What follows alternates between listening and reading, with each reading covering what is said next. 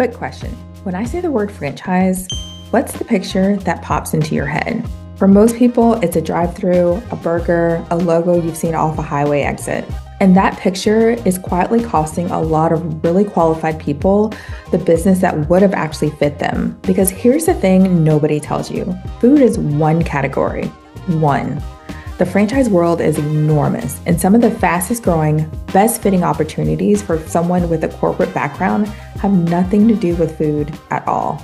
So today I'm giving you the tour. 6 categories beyond fast food, what each one actually is, who it tends to fit, and how to figure out which one might be the right one for you.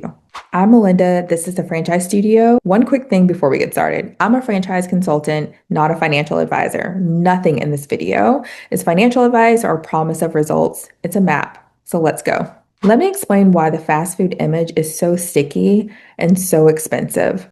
Food franchises are visible. They're on every corner, they advertise constantly, so when your brain reaches the world of franchise, that's the file it pulls. But visibility isn't the same as fit. A lot of food concepts are capital heavy, real estate heavy, and labor intensive. Early mornings, late nights, thin margins, high turnover.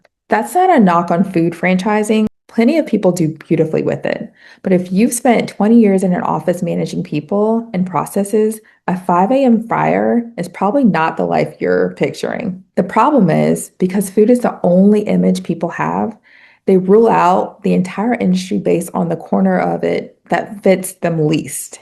So let's widen the lens. Here are 6 categories that look a lot more like the work you already know. Category 1, home services.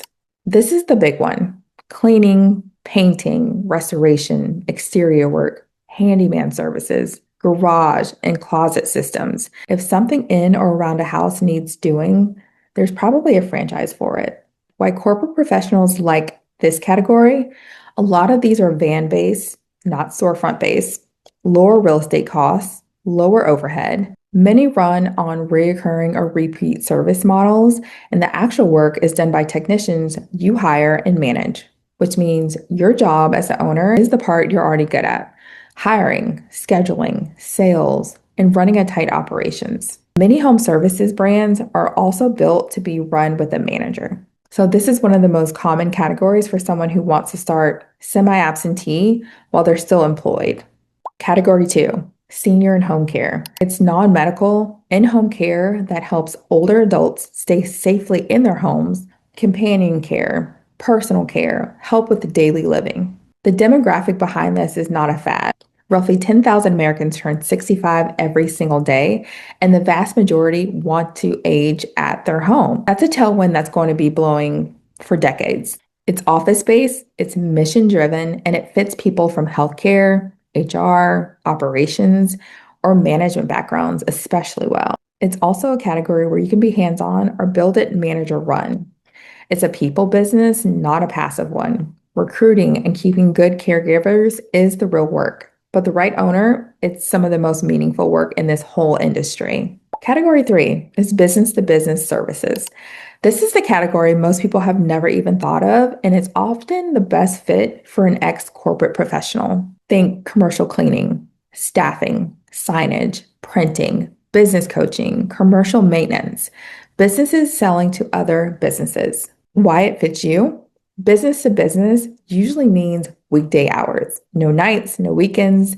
You're selling to other professionals in the language you already speak, and the relationships are often recurring contracts rather than one-off transactions. If your whole career has been in a professional environment, this category lets you keep operating in one, just as the owner instead of an employee. Category 4, health and wellness. Fitness studios, recovery and stretch concepts, med spa, adjacent services, wellness brands. This space has exploded over the last decade. And a lot of these are run on a membership model, reoccurring monthly revenue, rather than starting from zero every month. And they tend to attract owners who care about the mission, not just the margins.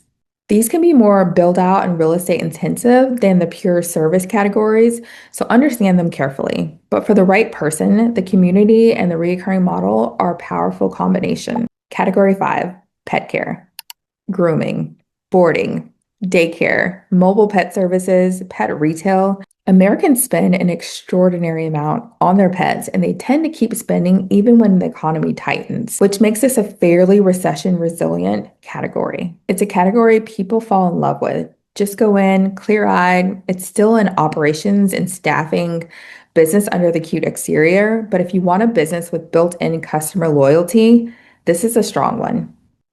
Category 6, automotive and retail services. Think oil changes, car washes, auto repair, tires, and service-based retail. These are need-based businesses. People maintain their cars regardless of what the stock market is doing. Many are semi-absentee friendly with the right manager, and they benefit from being genuinely essential services.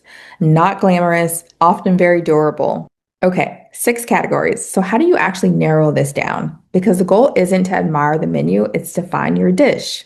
Here's the framework I use, and it's the opposite of what most people shop for. Most people start with a brand. They see a logo, they think I like it, they chase it. I want you to start with 2 things first.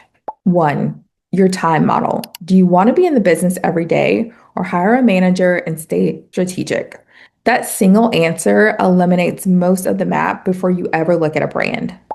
2, your strengths. What did your career actually make you good at? Sales, operations, building teams, running a P&L. The best fit category is usually the one that rewards what you're actually great at already.